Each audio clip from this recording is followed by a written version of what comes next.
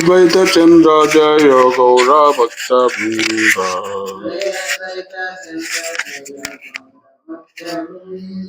Jaya Jaya Shri Chaitanya Jaya Nityananda.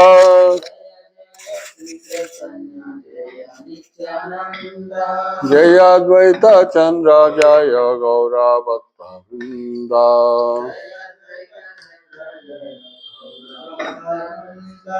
Jaya Jaya Shri Chaitanya Jaya Nityananda.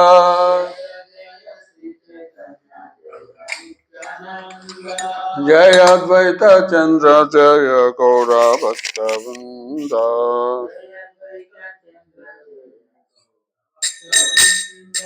Hare Krishna Krishna Krishna Hare Hare, Hare Ram Ram Ram Hare Hare,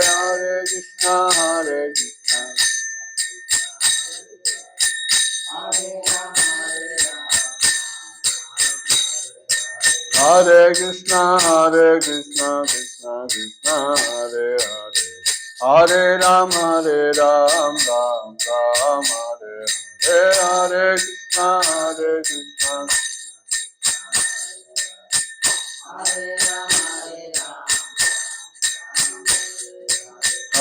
Krishna Krishna Krishna Hare Hare, Hare Ram Ram Ram Hare Hare.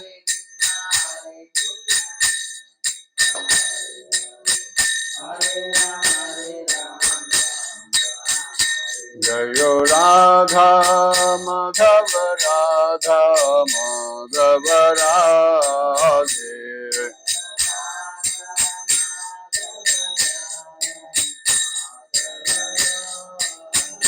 Jayo Gauranitai Gauranitai Gauranitai, Jaya Gauranitai.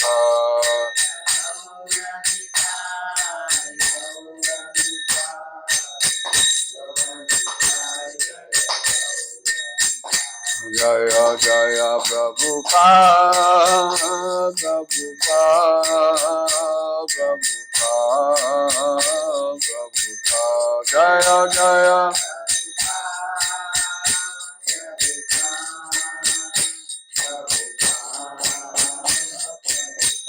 Nitai Gaura Hari Bol Hari Bol Hari Bol Hari Bol, Nitai Gaura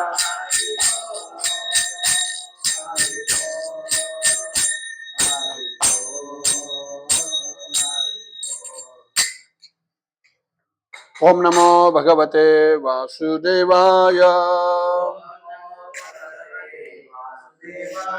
Om Namo Bhagavate Vasudevaya. Om Namo Bhagavate Vasudevaya. Narayanam Namaskrutyam Naram Chaiva Narottamam Devim Saraswatim Vyasam Tato Jayam Mudirahe. Nasta Prayeshu Abhadreshu Nityam Bhagavata Sevaya. Bhagavate Uttama Sloke Bhaktar Bhavati Naistage. Krishnaya Vasudevaya Devaki Nandanaya Cha Nanda Gopa Kumaraya Govindaya Namo Namaha. Reading from Chaitanya Charitamrita, Adi Lila, second chapter, text number 92, continuation. రెండో అధ్యాయము 90వ శ్లోకం నుంచి చైతన్య చరితామృత ఆదిలీల నుంచి చదువుతున్నాము. దేవదేవుడు శ్రీ చైతన్య మహాప్రభు అన్నటువంటి అధ్యాయం అన్నమాట. ఇది రెండో అధ్యాయము. చైతన్య మహాప్రభువుని దేవదేవుడిగా, సుప్రీం పర్సనాలిటీ గార్డెడ్గా కృష్ణదాస్ కవిరాజు గోస్వామి వర్ణిస్తూ ఉన్నారు.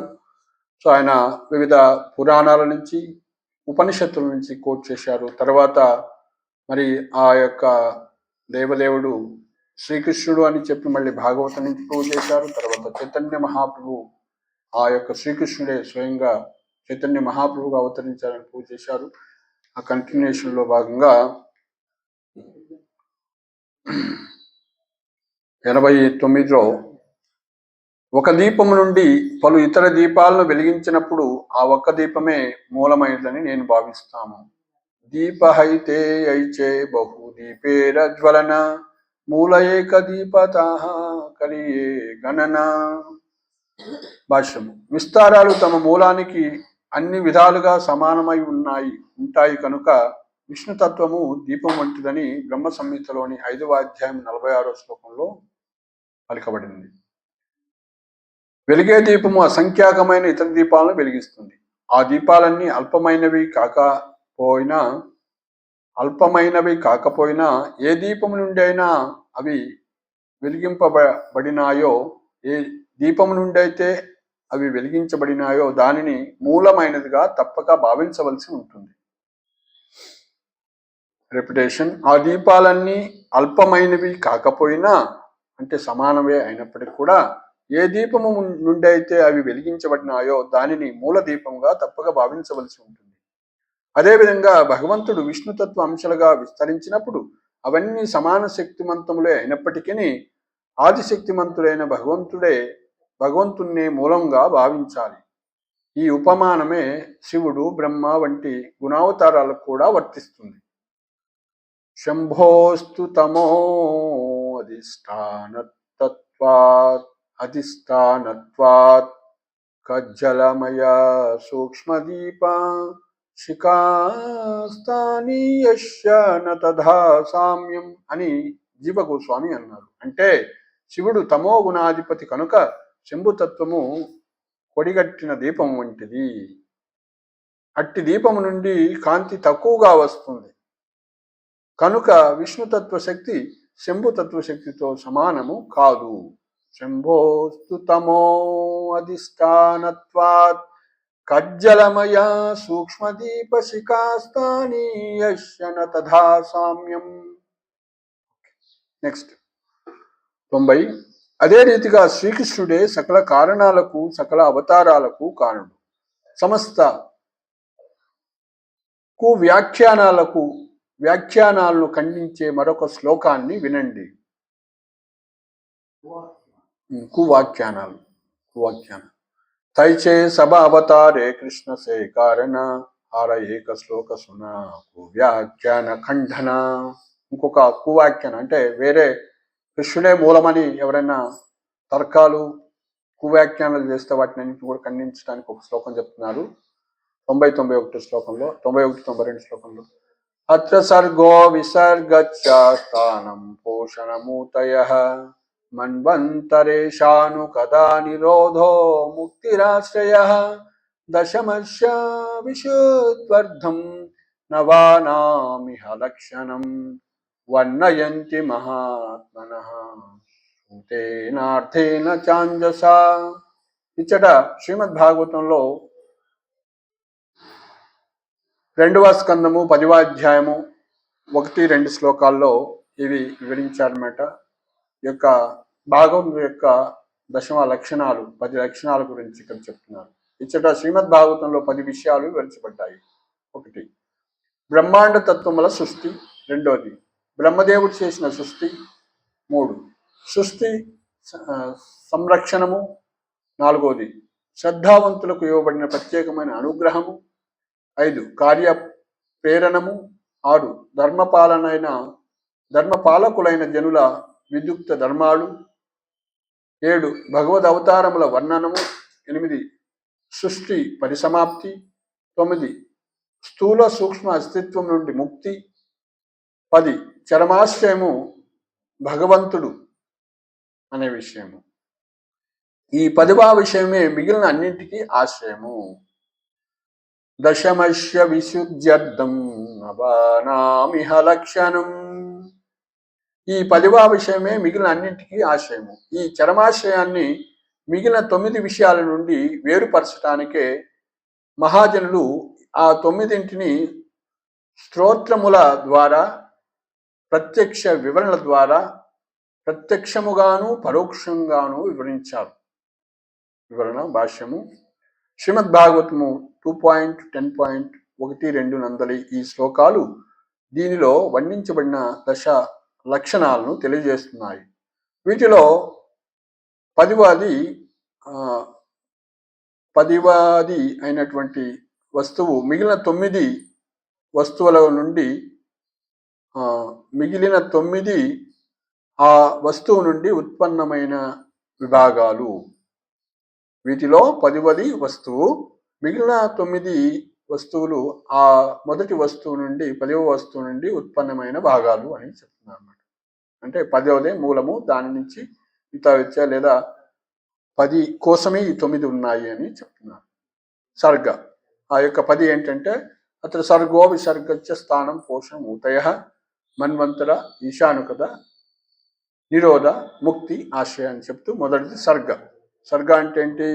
విష్ణువు చేసిన తొలి సృష్టి 5 స్థూల భౌతిక తత్వాలు, పంచ తన్మాత్రలు, దశేంద్రియాలు, మనస్సు, బుద్ధి, అహంకారము, మహత్తత్వము సృష్టించబడ్డాయి. వీటినన్నిటిని కూడా సర్గం అంటారు. అంటే భగవంతుడు సాక్షాత్ ఏదైతే ఈ లోకంలో ప్రకటింపజేశారో అవన్నీ కూడా సర్గంగా ప్రత్యేకంగా చెప్పబడింది. ఏంటది అంటే 5 స్థూల భౌతిక తత్వాలు, భూమి, నీరు, ఆకాశం, వాయువు, అగ్ని, పంచభూతాలు అంటారు అవి.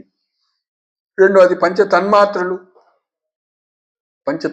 రుచి, గంధ, స్పర్శ, శబ్ద, ఇవన్నీ కూడా పంచ తన్మాత్రలు. రూప అని ఇవన్నీ కూడా రూపరస, గంధ, శబ్ద, స్పర్శ, ఈ పంచ తన్మాత్రలు అనమాట. తర్వాత దశ ఇంద్రియాలు. సో మనకందరికి తెలుసు 5 జ్ఞానేంద్రియాలు, 5 కర్మేంద్రియాలు, తర్వాత మనసు, బుద్ధి, అహంకారం 23, తర్వాత మహత్తత్వం 24. సో ఈ 24 ఏతున్నాయో అవన్నీ కూడా సో విష్ణువు యొక్క సృష్టి అని చెప్తున్నారు అనమాట. తర్వాత విసర్గము. విసర్గ అంటే గౌణ సృష్టి. విశ్వంలోని బ్రహ్మాండంలోని చరాచర జీవులను సృష్టించడంలో బ్రహ్మదేవుడి కార్యం అనమాట. సో విసర్గము అంటే బ్రహ్మదేవుడు ఈ యొక్క చరాచర జీవుల్ని వాళ్ళ కర్మ ప్రకారము వాళ్ళకి రూపాన్ని ఇచ్చి వాళ్ళని వివిధ స్థానాల్లో ఉంచడం అనమాట. సో విసర్గము అంటే బ్రహ్మదేవుడి యొక్క సృష్టి, ఈ బ్రహ్మాండంలోని సో జీవులకి జరిగినటువంటి సృష్టి. మూడోది స్థానము. స్థానము అంటే విష్ణు భగవానుచే విశ్వ సంరక్షణ కార్యము. విష్ణు కార్యము బ్రహ్మరుద్రాదుల కార్యం కనును అత్యంత ముఖ్యమైనది, మహిమాన్వితమైనది. బ్రహ్మదేవుడు సృష్టికర్త, శివుడు విలయ కారకుడే కావచ్చును, కానీ విష్ణువు సంరక్షకుడు. సో కాబట్టి ఈ యొక్క స్థానము అంటే సో ఈ యొక్క సృష్టించబడినటువంటి జీవుల్ని వివిధ స్థానాల్లో ఉంచి వాళ్ళ యొక్క రక్షణ అనేది విష్ణువు చేయబడుతుంది. దాన్ని స్థానము అన్నారు. నెక్స్ట్ పోషణము. భగవంతునిచే భక్తులకు విశేషమైన పోషణము, రక్షణము పొసగబడుతుంది. సో భగవంతుడు సో ఈ జీవుల్ని బ్రహ్మదేవుడి ద్వారా సృష్టింపజేయటమే కాకుండా వాళ్ళకి పోషణ కూడా ఏర్పాటు చేస్తున్నారు. రాజు తన రాజ్యాన్ని, ప్రజలను పాలించిన తన కుటుంబ సభ్యుల పట్ల ప్రత్యేక శ్రద్ధ చూపినట్లు భగవంతుడు పూర్ణ శరణాగతులైన భక్తులకు విశేష పోషణను అందజేస్తాడు. సో 4వ విషయం ఏమన్నాము? పోషణం అన్నాము. సో ఏ విధంగా అయితే రాజు ప్రజలందరినీ కూడా సమానంగా చూస్తాడో, చూసినప్పటికీ కూడా ప్రజలందరినీ సమానంగా తన కుటుంబ సభ్యులకి ప్రత్యేక విశేష పోషణ ఉంటుంది, విశేష ప్రత్యేకత ఇవ్వబడుతుంది అనమాట. విశేషంగా వాళ్ళని స్పెషల్ కేర్ తీసుకుంటారని చెప్తారు. ఆ విధంగా తన భక్తుల్ని మాత్రం స్పెషల్గా చూస్తారని. ఎందుకంటే వాళ్ళు పూర్తిగా ఆయన మీద ఆధారపడి ఉంటారు. పూర్తి శరణాగతులైనటువంటి జీవులకి ఆయన పోషణ స్పెషల్గా ఇస్తారు. విశేష పోషణ అనేది ఏర్పాటు చేస్తారు అన్నమాట. సో అతను సర్గో, విసర్గో, స్థానం, పోషణం 4 అయిపోయింది. తర్వాత ఊతి అంటే దేశకాల వస్తు అవసరాలను బట్టి కొత్త కల్పనలకు కారణమయ్యే ప్రేరణా శక్తి. సృష్టి జరగటానికి కావాల్సినటువంటి ప్రేరణ అనేది ఊతి అంటున్నారు. అంటే మనం ఈ లోకంలో ఎవరైనా సరే జీవులంతా కూడా కర్మ పట్టుకొని వచ్చేసాయి. వాళ్ళు పనిచేస్తారు. ఎందుకు పనిచేస్తారు? వాడికి ఒక ప్రేరణ ఉండాలన్నమాట. సో ఆ ప్రేరణ ఇచ్చేటువంటి దేశకాల వస్తు అవసరాలను బట్టి కొత్త కల్పనలకు కారణమయ్యే ప్రేరణా శక్తి. కాబట్టి ఎవరైనా ఈ లోకంలో పనిచేయాలంటే సో ఒక ప్రేరణ ఉండాలి. సో ఆ ప్రేరణని కల్పించేదే ఊతి అంటున్నారు. సో కాబట్టి ఆ ఈ కార్యక్రమాలు ఏవైతున్నాయో అన్ని జీవులందరూ చేసేటువంటి కూడా ఈ యొక్క భగవంతుడు ఇచ్చినటువంటి ప్రోత్సాహం. ఎందుకు గృహస్థులంతా కష్టపడి బాగా ఇంతగా పని చేస్తున్నారు, డబ్బు సంపాదిస్తున్నారు, లేకుంటే ఇది చేస్తున్నారు, పిల్లలు పెంచుతున్నారు. ఇవన్నీ ఏంటంటే అందులో బుద్ధి ఉందన్నమాట. అందులో ఒక విధమైనటువంటి ఆనందము ఏదో పెట్టారు భగవంతుడు. సో వాటిని ప్రేరణగా తీసుకొని వాళ్ళు పనిచేస్తారు. లేకుంటే అందులో ఏమి లేదంటే ఎవరు పని చేయరు కదా. కాబట్టి యొక్క కార్యకర్త అంటే కర్మ చేయటానికి కావలసినటువంటి ప్రోత్సాహాన్ని ఊతి అంటున్నారు. సో మన్వంతరము 6వది మన్వంతరము. సో 7వది ఈశానుకత. మన్వంతరం అంటే మనువుల పరిపాలనా కాలము. మానవ జన్మలో పూర్ణత్వాన్ని సాధింపగోరే జీవులకు మనువులు విద్యుత్ ధర్మాలను బోధిస్తారు. మను సంహితలో వర్ణించబడిన మనువు నియమాలను బట్టి పరిపూర్ణతకు మార్గదర్శకత్వం చేస్తాయి. సో కాబట్టి మనువుల పరిపాలనా కాలం అంటే ప్రతి మనువులు యొక్క మన్వంతరంలో భగవంతుడే స్వయంగా అవతరిస్తారని చెప్పుకున్నాము. మన్వంతర అవతారాలు అంటారు వాటిని. సో వచ్చిన తర్వాత మనువు కొన్ని రూల్స్ అండ్ రెగ్యులేషన్స్, కొన్ని నియమ నిబంధనలను ఏర్పాటు చేస్తాడు. ఈ యొక్క మానవులందరూ కూడా మానవ జాతి ఏ విధంగా జీవించాలి, ఏ రూల్స్ విద్యుక్త ధర్మాలను పాటించాలి అని ఆ విద్యుక్త ధర్మాలని మనువు ఏర్పాటు చేస్తాడు అన్నమాట. ఇవన్నీ కూడా మను సంహితలో వర్ణన చేయబడి అని చెప్తున్నాను అన్నమాట. తర్వాత ఈశానుకత. భగవంతుని గురించి, ధరణిపై భగవద్ అవతారముల గురించి, భక్తుల కార్యక్రమాల గురించి శాస్త్రము తెలిపినదే ఈశానుకత. సో కాబట్టి ఈశానుకత అంటే భగవంతుడు వివిధ రకాలుగా ఈ లోకంలో వస్తూ ఉంటారు. సో కాబట్టి ఆ అవతారాలన్నిటి గురించి కూడా భగవంతుడి యొక్క కథ గురించి, ఈ కథా విషయం కలిగిన శాస్త్రములు మానవ జీవన పురోగతికి అత్యంత ప్రధానమైనటువంటివి. సో ఈశానుకత అంటే మనకి ఉదాహరణకి భాగవతం అంతా కూడా ఈశానుకత. భగవంతుడు 6 రకాల అవతారాల్లో ప్రధానంగా 6 రకాల అవతారాలు వస్తారని చెప్పుకున్నాం మనం. ఏంటవి 6 రకాల అవతారాలు? ఏంటి భగవంతుడి యొక్క 6 అవతారాలు ఏమన్నా తెలుసా? ఎన్ని రకాల అవతారాలు ఉంటాయి భగవంతుడికి? సముద్రంలో ఉన్నటువంటి అలలు ఎన్ని ఉంటాయో అనంతంగా ఉంటాయి. ఆ విధంగా అలలు ఎన్ని వస్తాయి అంటే ఎవరైనా కౌంట్ చేస్తే ఎవరు చెప్పలేదు. కానీ ప్రధానంగా మనకి శాస్త్రాల్లో 6 వర్గాలుగా, 6 రకాలుగా, 6 కేటగిరీస్గా చెప్పారన్నమాట. ఒకటి లీలా అవతారాలు ప్రధానమైనటువంటి అనేక లీలలు చేస్తూ ఉంటారు భగవంతుడు. ఆ దశావతారాలు అంటాం లీలా అవతారాలని. సో ఆ విధంగా లీలా అవతారాలు, తర్వాత మన్వంతర అవతారాలు ప్రతి మనువు టైంలో, తర్వాత గుణ అవతారాలు అంటే ప్రతి సత్వరజో తమో గుణాలకు అధిపతులుగా బ్రహ్మ విష్ణు మహేశ్వరుడు. తర్వాత ఇంకా శక్తి ఆవేశ అవతారాలు అంటే భగవంతుడు కొంతమంది జీవుల్ని ఎంపవర్ చేసి తన కార్యాన్ని చేపిస్తూ ఉంటారు అన్నమాట. సో తర్వాత యుగ అవతారాలు చెప్పుకున్నామా? యుగ అవతారాలు యుగ ప్రతి యుగంలో కూడా ఆయన అవతరిస్తుంటాడు. సో అదేవిధంగా మన్వంతర అవతారాలు, యుగావతారాలు, లీలావతారాలు, గుణావతారాలు, శక్తి ఆవేశ అవతారాలు. ఇంకొకటి ఉంది, గర్భోదక సాయి విష్ణు, క్షీరోదక సాయి విష్ణు, కారణోదక సాయి విష్ణు. వీళ్ళేమంటారు? పురుషావతారాలు అంట. కాబట్టి పురుషావతారాలు ఏ విధంగా సృష్టి చేస్తారో ఇవన్నీ. సో ఇవి ప్రధానమైనటువంటి అవతారాలు అన్నమాట. సో ఈశానుకత అంటే భగవంతుడి యొక్క సృష్టి లీలలు అని చెప్పవచ్చు సింపుల్గా. ప్రధానంగా ఇవి 2 క్లాసిఫై చేస్తారన్నమాట. 6 రకాల అవతారాలు చెప్పారు. సో భగవంతుని గురించి, ధరణిపై భగవంతుడి అవతారాల గురించి, భక్తుల కార్యాల గురించి శాస్త్రము తెలిపినదే ఈశానుకత. ఈ కథా విషయం కలిగిన శాస్త్రములు మానవ జీవిత పురోగతికి అత్యంత ప్రధానమైనటువంటి. కాబట్టి మానవులకి ఎవరైతే ఆధ్యాత్మికంగా ఎదగాలనుకుంటున్నారో మానవ జీవితంలో వాళ్ళకి ప్రధానమైనవి. నెక్స్ట్ నిరోధము. సృష్టి యందు ఉపయోగించబడిన సమస్త శక్తులను ఉపసంహరించుకోవటమే నిరోధం. కాబట్టి ఒకసారి శక్తులన్నింటిని కూడా ఉపయోగించేటువంటి శక్తులన్నింటిని కూడా ఎలా నిరోధించాలంటే, సో అవన్నీ కూడా ఇక్కడ వివరణిస్తారు భాగవతంలో. కారుణ సముద్రంలో నిత్య శయనుడై ఉండే భగవానుడి నుండియే అట్టి శక్తులు ఉత్పన్నమై ఉన్నాయి. అతని శ్వాసచే ప్రకటమయ్యే భౌతిక శక్తులు తిరిగి కాలక్రమంలో లయించిపోతాయి. సో కాబట్టి నిరోధం అంటే ప్రళయం ఎలా జరుగుతుందని చెప్తారనమాట. తాత్కాలిక ప్రళయము, అదేవిధంగా శాశ్వత ప్రళయము, బ్రహ్మదేవుడి యొక్క ప్రతిరోజు జరిగేటువంటి ప్రళయము, అదేవిధంగా సో ఇవన్నీ కూడా నిరోధము అంటారు. తర్వాత ముక్తి. సో ఎలా ముక్తి వస్తుంది అనేది కూడా ఇక్కడ చెప్తున్నారు. సో అత్ర సర్గో విసర్గో స్థానం పోషం మూతయ మన్వంతర ఈశాను కదా. తర్వాత నిరోధ ముక్తి అని చెప్పారు. నిరోధ తర్వాత ముక్తి, ఇది 9వది అన్నమాట. దేహ మనస్సుల స్థూల సూక్ష్మ తొడుగులచే బందీలనేట్లు బద్ధజీవుల విడుదలయే ముక్తి. సో కాబట్టి సూక్ష్మ మరియు స్థూల శరీరాల నుంచి బయటపడటాన్ని ముక్తి అన్నారు. భౌతికానురక్తి ముక్తులైనప్పుడు, భౌతికానురక్తి విముక్తమైనప్పుడు ఆత్మ స్థూల సూక్ష్మ దేహాలను త్యజించి స్వస్వరూపంలో ఆధ్యాత్మిక జగత్తును చేరి వైకుంఠ లోకములలో గాని కృష్ణలోకములలో గాని భగవత్ సేవలో నెలకొంటాడు.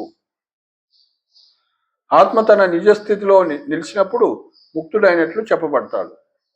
దివ్యమైన భగవత్ సేవలో నెలకొని భౌతిక దేహంలో ఉన్నప్పుడే ముక్తాత్ముడు. దివ్యమైన భగవత్ సేవలో నెలకొని భౌతిక దేహంలో ఉన్నప్పుడే ముక్తాత్ముడు అంటే జీవన్ముక్తులు కావడము సాధ్యమే.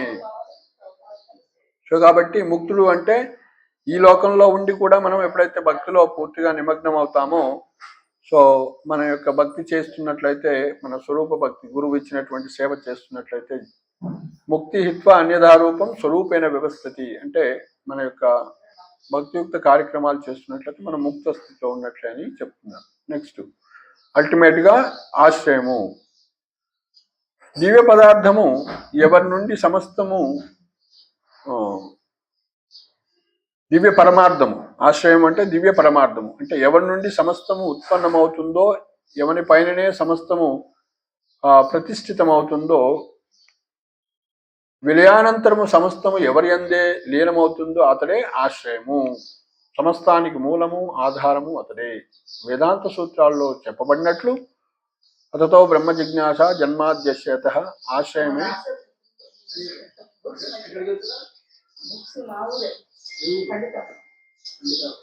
ఆశ్రయమే పరబ్రహ్మం.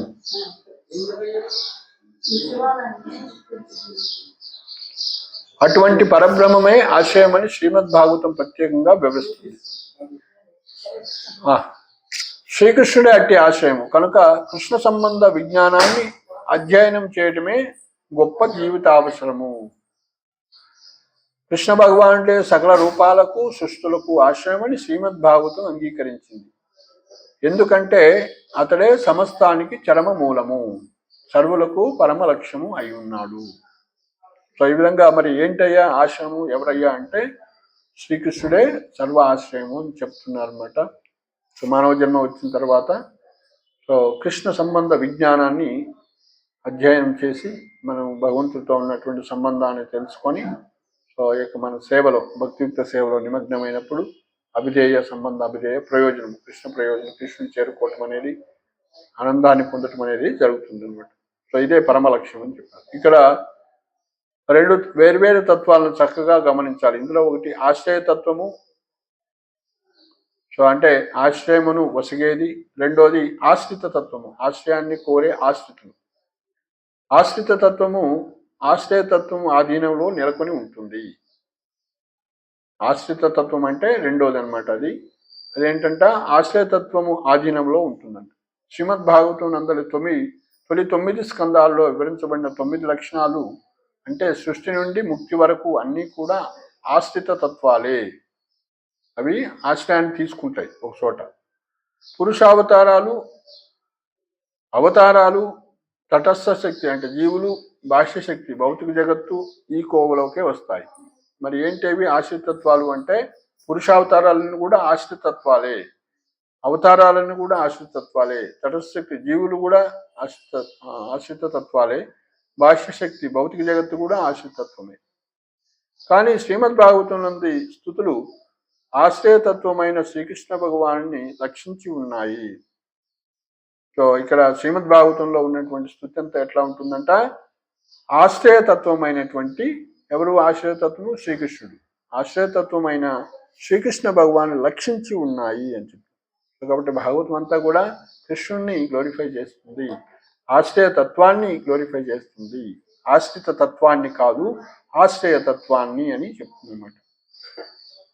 శ్రీమద్ భాగవత వర్ణనలో నేర్పులైన మహాత్ములు ఇతర 9 అంశాలను ఒకప్పుడు ప్రత్యక్ష వర్ణనలుగాను మరొకప్పుడు కథల రూపంలో పరోక్ష వర్ణనలుగాను చక్కగా వివరించారు. పరతత్వమైన శ్రీకృష్ణ భగవాన్ని పరిపూర్ణముగా తెలుసుకోవడమే ఆ విధంగా చేయటంలోని నిజమైన ప్రయోజనము. ఎందుకంటే సమస్త సృష్టి అనగా భౌతిక ఆధ్యాత్మిక జగత్తులు రెండును శ్రీకృష్ణుని తనువు పైననే ప్రతిష్ఠితమై ఉన్నాయి. కాబట్టి అన్నిటికీ ఇక్కడ చెప్తున్నారు ఏమని, భౌతిక ఆధ్యాత్మిక జగత్తులు రెండు కూడా శ్రీకృష్ణుడి యొక్క తనువు, ఆయన యొక్క శరీరం పైనే, ఆయన యొక్క ఫామ్ పైన, ఆయన యొక్క రూపం పైనే ప్రతిష్ఠితమై ఉన్నాయని చెప్తున్నారు అన్నమాట.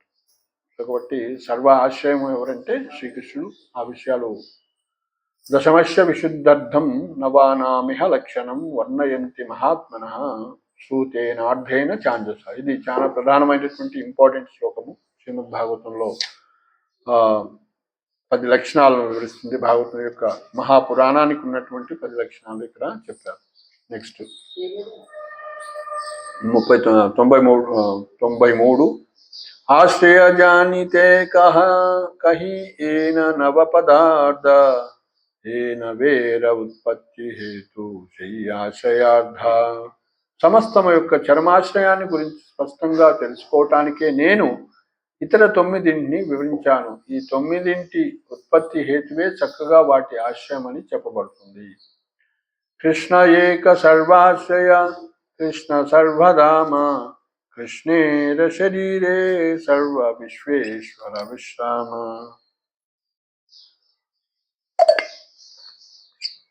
శ్రీకృష్ణ భగవానుడే సమస్తానికి ఆశ్రయము, ధామము, సమస్త విశ్వాలు అతని దేహము నందే విశ్రమించి ఉన్నాయి. దశమే లక్షణం లక్ష్యం ఆశ్రితాశ్రయ విగ్రహం శ్రీకృష్ణాఖ్యం పరంధామ జగద్ధామ నమామి తత్. శ్రీమద్ భాగవతం నందుల దశమ స్కందము దశమ లక్షణమైన భగవంతుని వెల్లడి చేస్తుంది. అతడే శరణాగత జీవులకు ఆశ్రయము. శ్రీకృష్ణుడిగా తెలియబడు అతడే సకల విశ్వాలకు మూలము. అతనికి నా వందనములు. కృష్ణదాస్ కవిరాజు గోస్వామి చెప్తుందన్నమాట. శ్రీమద్ భాగవతం నందుల సంస్కందము దశమ లక్షణమైన భగవంతుణ్ణి వెల్లడి చేస్తుందని చెప్తుంది అనమాట. భాగవతం ఏం చెప్తుందంట, భగవంతుడి గురించి చెప్తుంది, ఆశ్రయ తత్వాన్ని చెప్తుంది, ఆశ్రిత తత్వాన్ని కాదు ఆశ్రయ తత్వాన్ని చెప్తుంది. ఆ భగవంతుడు ఎవరంటే శ్రీకృష్ణుడు అని చెప్తూ ఉన్నారన్నమాట. ఆయనే శరణాగత జీవులకు ఆశ్రయము. శ్రీకృష్ణుడిగా తెలియబడు అతడే సకల విశ్వాలకు మూలము. కాబట్టి ఈ బ్రహ్మాండాలన్నిటి కూడా మూలము అని ఆయన ఏం చెప్తున్నారు, అతనికి నా వందనములు, అట్లాంటి ఆయనకి నేను నమస్కరిస్తున్నాను. వివరణలో భాష్యంలో శ్రీమద్ భాగవతం దశమ స్కందంలోని మొదటి అధ్యాయపు మొదటి శ్లోకానికి శ్రీధర్ స్వామి వ్యాఖ్యానం నుండి ఈ శ్లోకం చెప్పబడింది అన్నమాట. నెక్స్ట్ 96 కృష్ణేర స్వరూప హార శక్తి త్రయా జ్ఞాన యారహయా తారనహి కృష్ణే తే అజ్ఞాన. శ్రీకృష్ణుని స్వరూపమును అతని శక్తి త్రయమును తెలిసినవాడు అతని విషయములో అజ్ఞానిగా ఉండబోడు. కృష్ణేర స్వరూప ఆర శక్తి త్రయ జ్ఞాన యారహయ తారనహి కృష్ణేతే అజ్ఞాన. భాష్యము. మానవ కాల్పనిక మేధస్సు పరిధికి అతీతంగా సహజ క్రమంలో పనిచేసే తన శక్తుల ద్వారా పరతత్వము అంటే పరమార్థము అనేది 4 దివ్య రూపాల్లో నిత్యంగాను ఏకకాలంలోనూ నెలకొని ఉంటాడని శ్రీల జీవగోస్వామి భగవత్ సందర్భం 16వ అనుచ్ఛేదంలో తెలిపారు. అవే అతని స్వరూపము, అతని నిరాకార జ్యోతి, అతని శరణాగత జీవులు అన్నమాట. ఏంటవి? అందులో అతని యొక్క స్వరూపం గురించి, అతని యొక్క నిరాకార జ్యోతి గురించి, అతని యొక్క జీవులు శక్తి కణాలు అంటే జీవుల గురించి చెప్పారు. సకల కారణాలకు ప్రధాన కారణము పరతత్వమును సూర్యునితో పోల్చవచ్చును. సూర్యుడు కూడా 4 రూపాలలో నెలకొని ఉంటాడు. అవే సూర్య భగవానుడు, అతని దేదీప్యమైన మన కాంతి, సూర్యలోకంలో సూర్యకిరణాలు, పలు ఇతర వస్తువుల్లో సూర్యుని ప్రతిబింబాలు. ఇంతకుముందు మనం 3 అని తెలుసుకుంటూ ఉండేది. ఎప్పుడు పరతత్వం ఏంటయ్యా అంటే 3 స్థాయిల్లో ఉంటుంది. బ్రహ్మేతి పరమాత్మేతి భగవానితి అని చెప్పుకున్నాము. సో అట్లనే ఇక్కడ ఏం చెప్తున్నారు, 4 స్థాయిలు అని చెప్తున్నారు. ఏంటది, దేని గురించి వర్ణిస్తున్నారు ఇక్కడ? పరతత్వమును సూర్యునితో పోల్చవచ్చును. సూర్యుడు కూడా 4 రూపాల్లో నెలకొని ఉంటాడట. సూర్యుడు 4 చోట్ల ఉంటాడు. ఎక్కడది?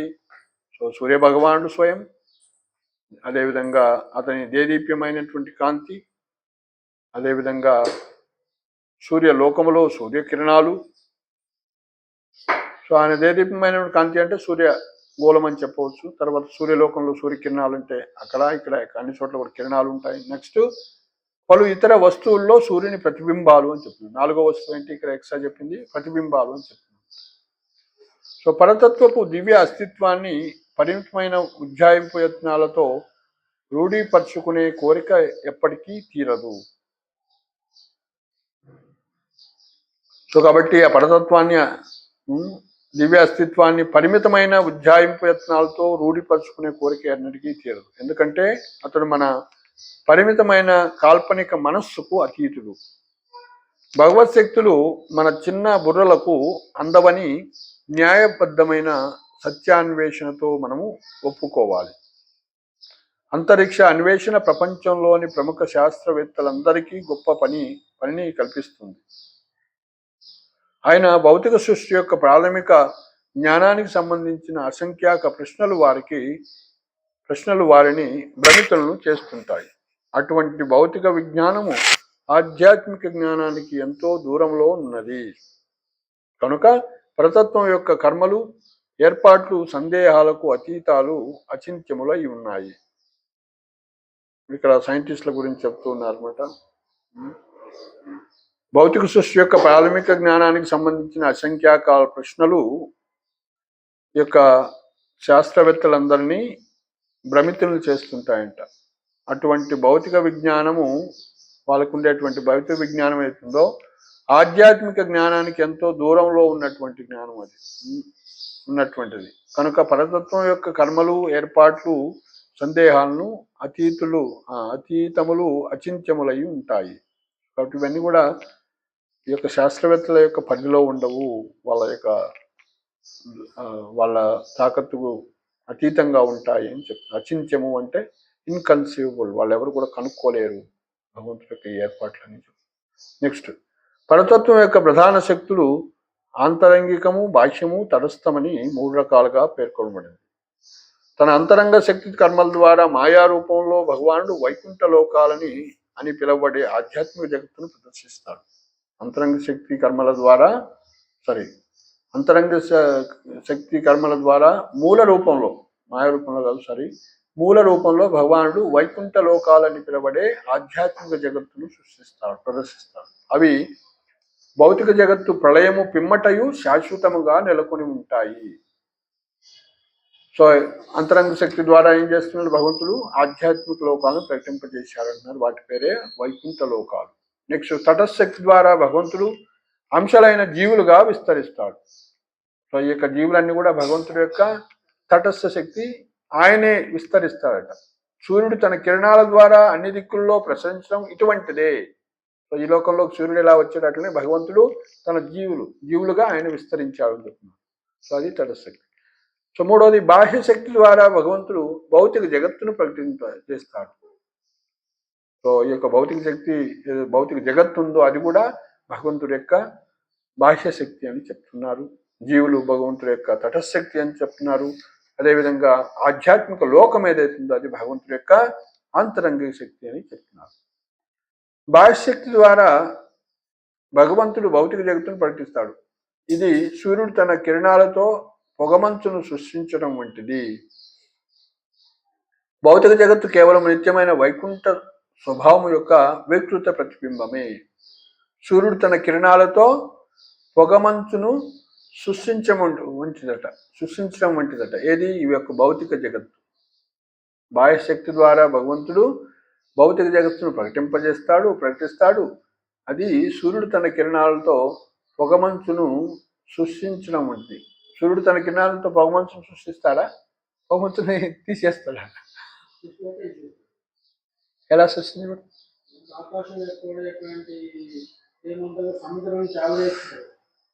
ఎస్. సో కాబట్టి సూర్యుడు తన కిరణాలతో పొగమంచును సృష్టించడం అంటే ఆవిరై మేఘావృతమైంది ఆయన యొక్క కార్యమే. సో అదేవిధంగా ఈ మనం చూసేటువంటి మార్నింగ్ స్నో ఏదైతుందో, ఇదంతా పొగమంచు ఏదైతుందో అది ఆయన యొక్క కిరణాల ద్వారా మళ్ళీ పటాపంచలవుతుంది. సో మేఘాలు సృష్టించడము, మేఘాలు మళ్ళీ లేకుండా లేదా వర్షం రూపంలో మళ్ళీ విచ్ఛేదం కావటం, ఇవన్నీ కూడా భగవంతుడి యొక్క సృష్టి అని చెప్తున్నాము. భౌతిక జగత్తు యొక్క సృష్టి అని. సో పరతత్వం యొక్క ఈ 3 శక్తులు విష్ణు రూపాల్లో కూడా వర్ణించబడ్డాయి. సో పరతత్వం యొక్క 3 శక్తులు ఏంటవి? అంతరంగ శక్తి, తటస్థ శక్తి, బహిరంగ. ఈ శక్తులు విష్ణు పురాణంలో కూడా వర్ణించబడ్డాయి.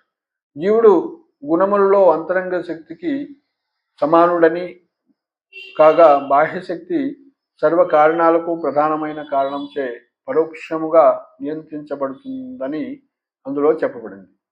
గుణాలలో జీవుడు గుణాల్లో అంతరంగ శక్తికి సమానుడు అని చెప్తున్నాడు.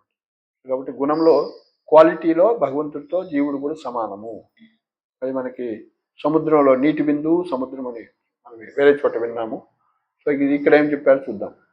గుణాల్లో అంతరంగ శక్తి సమానుడని కాగా బాహ్య శక్తి సర్వకారణాలకు ప్రధానమైన కారణముచే పరోక్షముగా నియంత్రించబడుతుందని ఇందులో చెప్పబడింది. ఓకే, చూద్దాం. పొగమంచు సూర్యకాంతిని ఆపి బాటసారిని భ్రమింపజేసినట్లు మాయ జీవుని భ్రమితుని చేస్తుంది. పొగమంచు సూర్యకాంతిని ఆపి బాటసారిని భ్రమింపజేసినట్లు మాయ జీవుని భ్రమితుని చేస్తుంది. అంటే ఒక్కోసారి మనకు మేఘావృతమైనటువంటి ఆ పొగ, ఇక్కడ మేఘావృతం, పొగ అంటే ఇక్కడ మేఘము ఏం చేస్తుంది? సూర్యుని కూడా ఆపి చీకటిని ఇచ్చినట్టుగా ఈ లోకంలో మాయ ఏం చేస్తుంది? జీవుణ్ణి భ్రమితుని చేస్తుంది. మాయాశక్తి భగవదంశలైన జీవులను కూడి ఉండే తటస్థ శక్తి కన్నను న్యూనమైనదే అయినను జీవులను నియంత్రించే శక్తిని కలిగి ఉంటుంది. కాబట్టి ఈ యొక్క మాయాశక్తి అనేది జీవుల తటస్థ శక్తి కన్నా కూడా తక్కువదే అయినప్పటికీ కూడా, న్యూనమైన అయినా కూడా ఈ జీవుల్ని భ్రమింపజేసే లేదా నియంత్రించే శక్తి కలిగి ఉంటుంది. పొగమంచు సూర్యుని కప్పలేకపోయినా సూర్యకాంతిలో కొంత భాగాన్ని నిరోధించడము ఇటువంటిదే. మాయచే కప్పబడిన జీవులే వివిధ జీవజాతుల్లో పరిణామ క్రమాన్ని అనుసరిస్తూ చీమ మొదలుకొని బ్రహ్మాండ సృష్టికర్త బ్రహ్మదేవుని వరకు దేహాలను పొందుతుంటారు. నిరాకార భావంలో సర్వకారణాలకు ముఖ్య కారణమైన ప్రధానము భగవంతుడే కానీ అన్యము కాదు. సో అక్కడ వరకు చెప్పేశారు. తర్వాత నిరాకార తత్వాన్ని గురించి చెప్తూ ఉన్నారు. ఆ నిరాకార తత్వానికి కూడా ఆ భగవంతుడే కారణము, ఇంకా వేరే అన్య కారణం కాదు అని చెప్తూ, అటువంటి భగవంతుని అంతరంగిక శక్తిలో ముఖాముఖి దర్శింపవచ్చును. అటువంటి భగవంతుణ్ణి అంతరంగిక శక్తిలో మనము ముఖాముఖి దర్శించవచ్చును. తన అచింత్య శక్తిచే అతడు భౌతికమైన సర్వ వ్యాపక రూపాన్ని స్వీకరిస్తాడు. సో ఆయన ఏం చేస్తారు? దానికి ఉన్నటువంటి అచింత్య శక్తి యొక్క సహాయంతో భౌతికమైనటువంటి సర్వ వ్యాపక రూపాన్ని కూడా ఆయన ధరిస్తాడట. అంతరంగిక, బాహ్య, తటస్థ శక్తులు 3ను తుట్టతుటకు ఒకటే అయినను కార్యములో భిన్నములై ఉంటాయి. ఈ శక్తులు ఒరిజినల్గా భగవంతుడి యొక్క శక్తి ఒక్కటే, కానీ ఆ కార్యంలో వేరు ఉంటాయని చెప్తున్నారు అన్నమాట. వివిధ పరిస్థితుల్లో చల్లదనము, వేడి రెండింటినీ సృష్టించేది విద్యుత్ శక్తి వంటిది అది. సో దీన్ని భగవంతుడి యొక్క శక్తిని విద్యుత్ శక్తితో పోల్చారు. అది ఫ్రిడ్జ్కి కనెక్ట్ చేస్తే చల్లదనాన్ని ఇస్తుంది, బల్బు కనెక్ట్ చేస్తే వేడిని లేదా లైట్ని కాంతినిస్తుంది. బాహ్య శక్తి, తటస్థ శక్తి వివిధ పరిస్థితుల్లో ఆ విధంగా పిలువబడిన మూలమైన అంతరంగ శక్తిలో అటువంటి పరిస్థితులు ఉండవు. కాబట్టి బాహ్య శక్తి, తటస్థ శక్తి ఇట్లాంటి విభేదాలు మనం చూస్తాం. కానీ సో పిలువబడిన వివిధ పరిస్థితుల్లో ఆ విధంగా పిలువబడిన మూలమైన అంతరంగ శక్తిలో మాత్రం అట్లాంటిది ఏమి ఉండదు అక్కడ అని చెప్తున్నారు. అలాగనే బాహ్య శక్తి పరిస్థితులు తటస్థ శక్తిలో ఉండడము బాహ్య శక్తి యొక్క పరిస్థితులు తటస్థ శక్తిలో ఉండటము, అదేవిధంగా తటస్థ శక్తి పరిస్థితులు బాహ్య శక్తిలో ఉండటం కూడా సాధ్యం కాదు. సో మనం ఏదైతే తటస్థ శక్తి బాహ్య శక్తి లోకాల్లో ఉంటాయని చెప్తూ, అంటే ముఖ్యంగా ఇవి రెండు జీవులకు సంబంధించింది, అదేవిధంగా ఈ రెండు వీటిలో మాత్రము తటస్థ శక్తి పరిస్థితులు బాహ్య శక్తిలో ఉండటం కూడా సాధ్యం కాదు ఇవన్నీ అని చెప్తున్నారు అన్నమాట. అవి వేరు అని చెప్తున్నారు. ఈ భగవత్ శక్తుల మర్మాలను అర్థం చేసుకోగలిగిన వాడు అల్పజ్ఞాన ప్రభావంలో నిరాకారవాద జ్ఞానిగా నిలిచిపోతాడు. ఈ భగవత్ శక్తుల మర్మాలను అర్థం చేసుకోగలిగిన వాడు అల్పజ్ఞాన ప్రభావంతో నిరాకారవాద జ్ఞానిగా నిలిచిపోతాడు. చేసుకోగలిగిన వాడు, మరి ఇది ఒకసారి ఇంగ్లీష్లో చూడాలి. చేసుకోగలిగిన వాడని రాశారు, తప్పు రాశారు. జస్ట్ చేసి 2వ అధ్యాయము 96వ శ్లోకం ఒకసారి చూస్తాను. అది చేసుకోలేనాడు స్ట్రక్ అయిపోతానని చెప్తున్నారు. అది వాస్తవం. ఇక్కడ ట్రాన్స్లేషన్ తప్పు రాశారు. చైతన్య చరితామృత ఆదిలీల 2వ అధ్యాయము 96వ శ్లోకము. 2వ అధ్యాయము 96వ శ్లోకం last sentence. 96. Okay, last sentence. Okay. One who is able to understand the intricacies of all these energies of the Supreme Lord can no longer remain an empiric impulsionist under the influence of a poor fund of knowledge. చేసుకున్నవాడు అలా ఉండడని చెప్తున్నాడు. నిలిచిపోడు అని రాయాలి. ఒకసారి repetition తెలుగులో. అలాగనే బాహ్య శక్తి పరిస్థితులు తటశక్తిలో ఉండటము, తటశక్తి పరిస్థితులు బాహ్య శక్తిలో ఉండటం కూడా సాధ్యము కాదు. ఈ భగవత్ శక్తుల మర్మాలను అర్థం చేసుకోగలిగిన వాడు అల్పజ్ఞాన ప్రభావంలో నిరాకార జ్ఞానిగా నిలిచిపోడు. అంటే బయటపడతాడని అర్థం. నిలిచిపోడు. ఓకే, కరెక్టే రాశారు. మళ్ళీ ఈ భగవత్ శక్తుల మర్మాలను అర్థం చేసుకోగలిగిన వాడు అల్పజ్ఞాన ప్రభావంలో నిరాకారవాద జ్ఞానిగా నిలిచిపోడు, బయటపడతాడు అని చెప్తున్నారు. అంటే రివర్స్లో రాశారు. కరెక్ట్ రాశారు, కానీ కొద్దిగా ట్రాన్స్లేషన్లో వర్డ్స్ కన్ఫ్యూజన్గా ఉన్నాయి. ఎందుకన్నా కరెక్టే రాశారు. కొంచెం ఒకసారి ఇంగ్లీష్లో మళ్ళీ వెనక్కి చదువుతాం, ఎందుకంటే ఇంపార్టెంట్ సబ్జెక్ట్ ఇక్కడ. కొంచెం ఈ ఒక్క పారాగ్రాఫ్ మరి అంత కాకుండా సగం నుంచి అని చదువుదాం. చాలా ఇంపార్టెంట్. ఏం చెప్తున్నారంటే, the living beings covered by the illusion energy evolve in different species of life with bodies ranging from that of an insignificant ant to that of Brahma, the constructor of the cosmos. The Pradhana, the chief cause of all causes in the impersonal vision, is none other than the Supreme Lord, whom one can see face to face in the internal presence. He takes the material all-pervasive form by his inconceivable power. Although all three potencies, namely internal, external, and marginal, are essentially one in the ultimate issue, they are different in action, like electric energy, which can produce both cold and heat under different conditions. The external and marginal potencies are so-called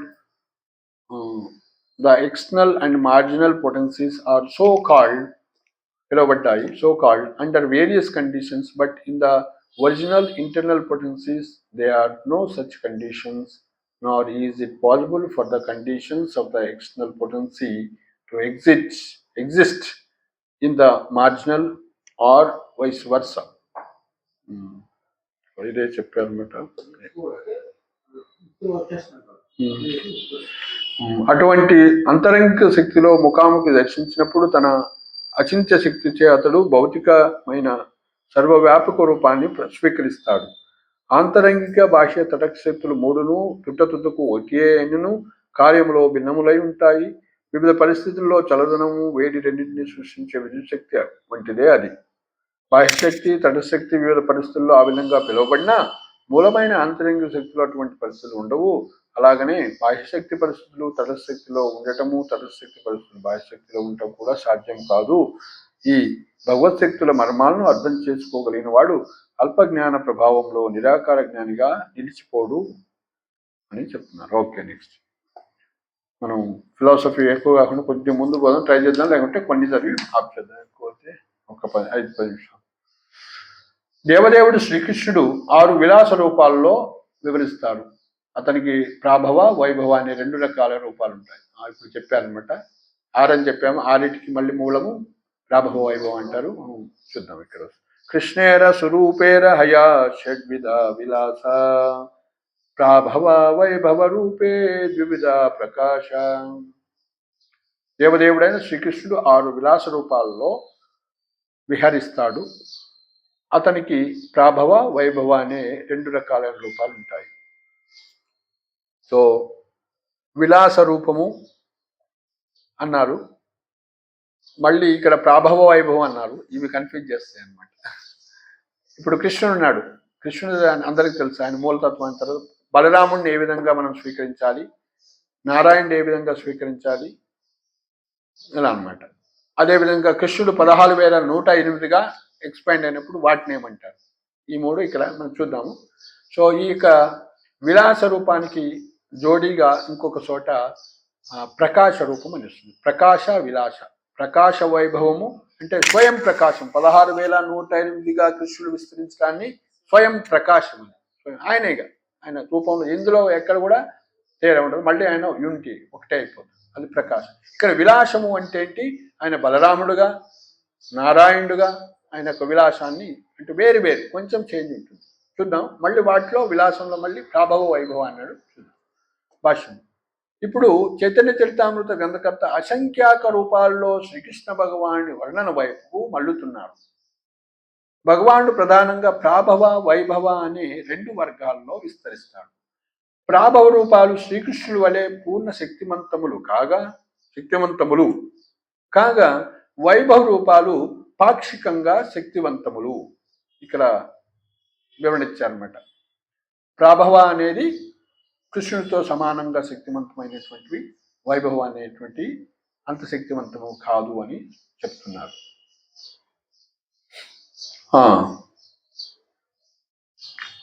కాగా వైభవ రూపాలు పాక్షికంగా శక్తివంతము. ప్రాభవ రూపాలు శక్తుల సంబంధంలో ప్రకటితమవుతాయి, కానీ వైభవ రూపాలు ఉత్కృష్టత సంబంధంలో ప్రకటితమవుతాయి. మనం ఇంగ్లీష్ కూడా పక్కన పెట్టుకోవాల్సిందే. సో ప్రాభవ సంబంధాలు ఇదేంటది 97. సరే శ్లోకనే చదువుతాము. ఓకే, మళ్ళీ ఓవరాల్గా అయిపోయినాక మళ్ళీ చదవచ్చు. ప్రాభవ సంబంధాలు శక్తుల సంబంధంతో, ప్రాభవ రూపాలు శక్తుల సంబంధంలో ప్రకటితమవుతాయి, కానీ వైభవ రూపాలు ఉత్కృష్టత సంబంధంలో ప్రకటితమవుతాయి.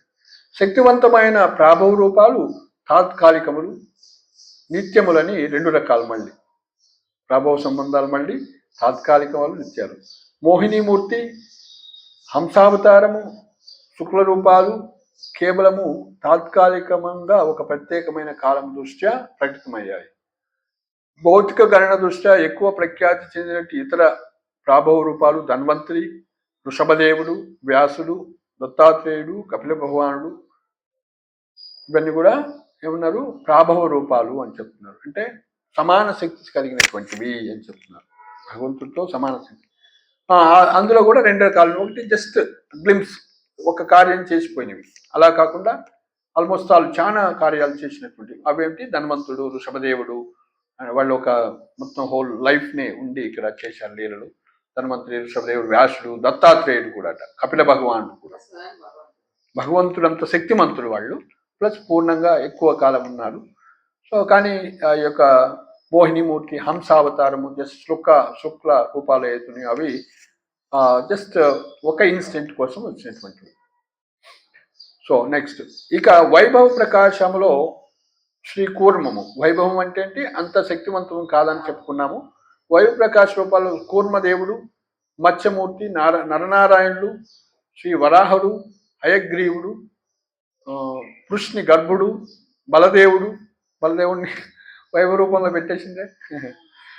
యజ్ఞుడు, విభుడు, సత్యసేనుడు, హరి, వైకుంఠుడు, అజితుడు, వామనుడు, సార్వభౌముడు, ఋషభుడు, విశ్వక్షేణుడు, ధర్మసేతువు, సుధాముడు, యోగేశ్వరుడు, బృహద్భానువు మున్నగువారు ఉన్నారు. సో ఇక్కడ ఈ యొక్క మత్స్య కూర్మ అంటే లీలావతారంలో ఉన్నటువంటి మత్స్య కూర్మ కూడా జస్ట్ వైభవ రూపంలోకి తీసుకొచ్చారంటే అంత ప్రభావితమైన కాదు, అంత శక్తివంతమైన కాదని చెప్తుంది. సో ఈ విధంగా చాలా ఇంట్రెస్టింగ్ శ్లోకం అది. పర్పట్టు మనకి అఫ్ కోర్స్ అర్థమైపోయింది. మళ్ళీ రిఫరెన్స్ కోసం తర్వాత చదువుకుందాం. నెక్స్ట్ 98. అతని అవతారములు పాక్షికములు, శక్తి ఆవేశములన్నీ 2 రకములు.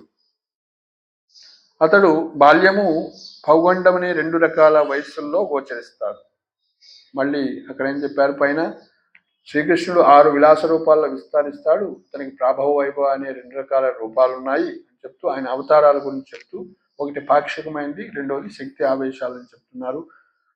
అంత అంశ శక్తి ఆవేశ రూపే వివిధ అవతార బాల్య పౌగండ ధర్మ ద్వైత ప్రకార. అతడు బాల్యము పౌగండం అనే 2 రకాల వయస్సుల్లో గోచరిస్తాడు. భాష్యం. విలాస రూపముల సంఖ్య, ఇక్కడ ఇప్పుడు మనం అన్ని చెప్పుకునేది కూడా విలాస రూపాలు. ఇవన్నీ కూడా 6 విలాస రూపాల్లో వస్తాడు అని చెప్పుకున్నాము. 6 విలాస రూపముల సంఖ్య 6. శక్తి ఆవేశ అవతారాలు, అంశావేశ అవతారాలు అనుచు 2 అవతారాలు, అనుచు అవతారాలు 2 రకాలు. విలాస రూపముల సంఖ్య 6, శక్తి ఆవేశ అవతారాలు, అంశావేశ అవతారాలు అనుచు అవతారాలు 2 రకాలు. ఈ అవతారాలు ప్రాభవ వైభవ రూపాల్లో కోవలో కూడా వస్తాయి. శ్రీకృష్ణ భగవానుడికి బాల్య పౌగండములనే 2 ప్రత్యేక రూపాలు కూడా ఉన్నాయి. అయినా కిషోర స్వరూపమే ఆ దేవదేవుని నిత్య రూపము. ఆదిదేవుడైన శ్రీకృష్ణుడు ఈ నిత్య కిషోర రూపంలోనే సర్వదా అర్చించబడతాడు. సో ఇక్కడ పూజ కూడా మనము చిన్న బాలు గోపబాలుకో చేయొద్దు అన్నట్టుగా చెప్తున్నారు. అంటే చేయకూడదు, తప్పని కాదు. అక్కడ మనం అర్చన విషయంలోకి వస్తే స్టాండర్డ్ రూపము ఆయన రాధారాణితో ఉన్నటువంటి నిత్య కిషోరుడుగా ఉన్నటువంటి రూపాన్ని అర్చించాలని ఇక్కడ చెప్తూ ఉన్నారు. ఓకే. కిషోర స్వరూప కృష్ణ స్వయం అవతారి క్రీడాకరే ఛాయ రూపే విశ్వంభరి. కిషోర స్వరూపుడైన శ్రీకృష్ణ భగవానుడే స్వయం భగవానుడు. అతడే సకల అవతారాలకు మూలము. విశ్వమంతటా తన పరమాధిక్యాన్ని సుస్థిరము చేయటానికి అతడు స్వయంగా ఈ 6 రూపాల్లో విస్తరిస్తాడు. సో కాబట్టి ఇక్కడ కంక్లూజన్ ఇచ్చారు. కిషోర రూపమే స్వయం భగవాన్ అని చెప్తూ మిగతా ఆయన్ని కూడా ఆ యొక్క ఆధిపత్యాన్ని మెయింటైన్ చేయడం కోసం రకరకాలుగా ఆయన అవతరిస్తుంది. 6 రూపాల్లో విస్తరిస్తూ వస్తుంటాడు. ఈ ఛాయ రూపే అనంత విభేద అనంత రూప ఏకరూప నహి కిచు భేద. ఈ 6 రూపాలలో, ఈ 6 రకాల రూపాల్లో అనంతమైన విధములు ఉన్నాయి. అవి అనంత రూపాలే అయినప్పటికీ అవన్నీ ఒకటే, వాటిలో ఎటువంటి భేదం లేదు. మళ్ళీ భేదం లేదు. భాష్యం. దేవదేవుడు స్వయంగా ప్రాభవ వైభవ శక్తి ఆవేశ అంశావేశ బాల్య పౌగాండ అనే 6 రూపాల్లో ప్రకటితమవుతాడు. కిషోర్ రూపమే తన నిత్య రూపమైనట్టి శ్రీకృష్ణుడు ఈ 6 రూపాల్లో లీలానురక్తుడై తన దివ్యమైన ఇచ్ఛానుసారం విహరిస్తాడు. ఈ 6 రూపాల్లో అనంత విభాగాల భగవద్ రూపాలు ఉంటాయి. జీవులందరూ భగవంతుని విభిన్న అంశాలు. వారందరూ అద్వితీయుడైన భగవంతుని భిన్నతలేత అయి ఉన్నారు. ఓకే, 100 అయిపోయినాయి. హరే కృష్ణ కృష్ణ కృష్ణ హరే హరే, హరే రామ రామ రామ. శ్రీ చైతన్య చరితామృత की जय. चंद्रा श्रीमद् भागवतम की, जगत गुरु शिल प्रपाद की, गुरु गौरांग की जय. गौर प्रेमानंद.